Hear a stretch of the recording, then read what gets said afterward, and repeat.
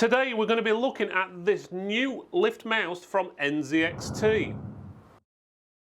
On the front of the box it tells you the name of the product, the lift, you can see the mouse itself, it tells you it's a lightweight ambidextrous mouse. The back and the side of the box are multilingual and it gives you the specifications, measurements and weights.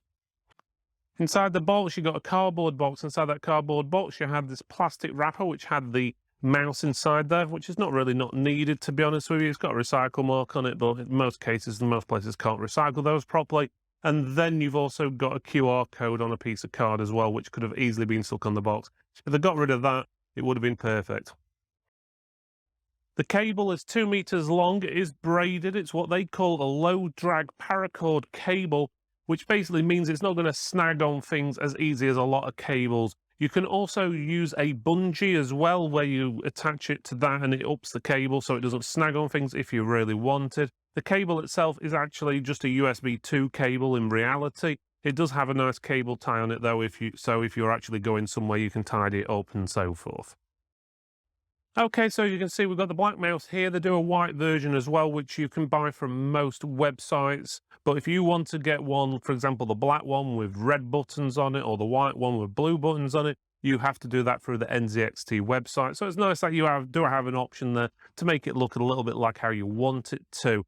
It does have buttons on here. So you've got the left, the right, the wheel works as a button as well. You've got a DPI button on the top. And you've also got a back and forward button here.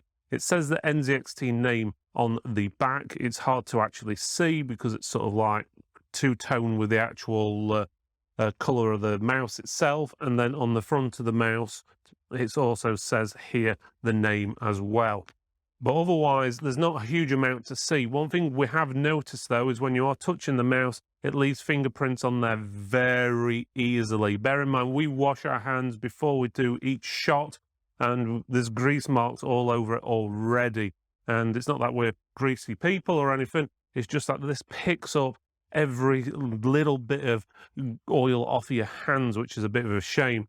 RGB effects wise, there is a little bit of RGB effects here. You can customize that in the software we'll get to in a few minutes, but it only shows a little bit here and here on the sides, none round the back. In most cases, if you've got your hand over your mouse, obviously depending on how big your hand is, you're covering up most of the RGB lights anyway, which is the case for most mice, but it just seems not very powerful RGB and doesn't give you that huge oomph factor. Okay, let's have a look at the bottom. So first of all, they've got a plastic sheet on there. Why that's needed? Come on, 2022 environment and everything, that isn't needed. You've got 2 large glide pads on there, which is nice to see. You've got all your model numbers and everything like that.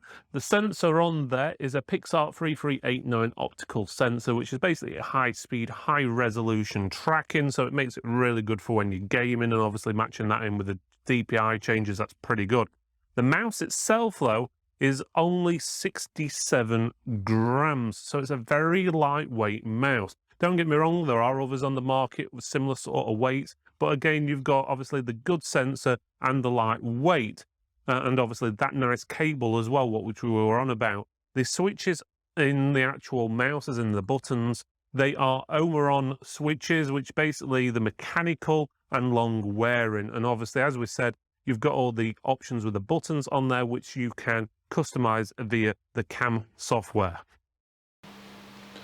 Okay, so the mouse itself, we're going to do a basic sound test now. The microphone is here. This is totally unedited, so the sound will sound a little bit different, for example, my voice, but it gives you an example of how the mouse sounds. So this is the left mouse button, the right mouse button, the wheel going back and forward, DPI, back button, and forward button. Okay, let's get into the software. So first of all, you need to download NZXT cam software, so you can get that easily on the NZXT website. Just do a Google search, you should be able to find it. If you've not used the software before, it tells you lots of things from PC monitoring, so it shows you obviously the temperatures, how much usage you're using and so forth. You've got system specs on there as well, so you've got quite a few different bits and bobs. You've got game information, lighting, overclocking, cooling. Obviously these options depend on what you've got plugged in the machine, so if you haven't got an NZXT cooling device, for example a water cooler, it's not going to show it on or any information on there.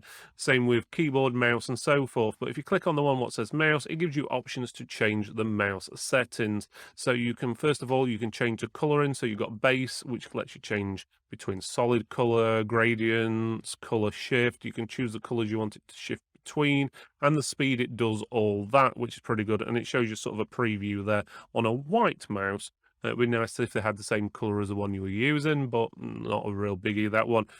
You've also got reactive as well. So again, you've got different options on there. You can set certain colours, rainbows, set speeds and all this, that and the other. And you've got the brightness. Lowest one, brightness is basically the lights off. The highest is, well, it's on its highest setting, but it's still not really that bright, to be honest with you. You can rename the device if you want. If you've got multiple mice, that's totally up to you. If you scroll down, it will give you more options, so you can change your DPI settings. So you've got 16,000 DPI there. It's giving you options to go all the way up to, which is pretty good. Those PixArt sensors are very good. You've got polling rights, lift off height, so how far off the desk it actually is, so 2-3 millimeters.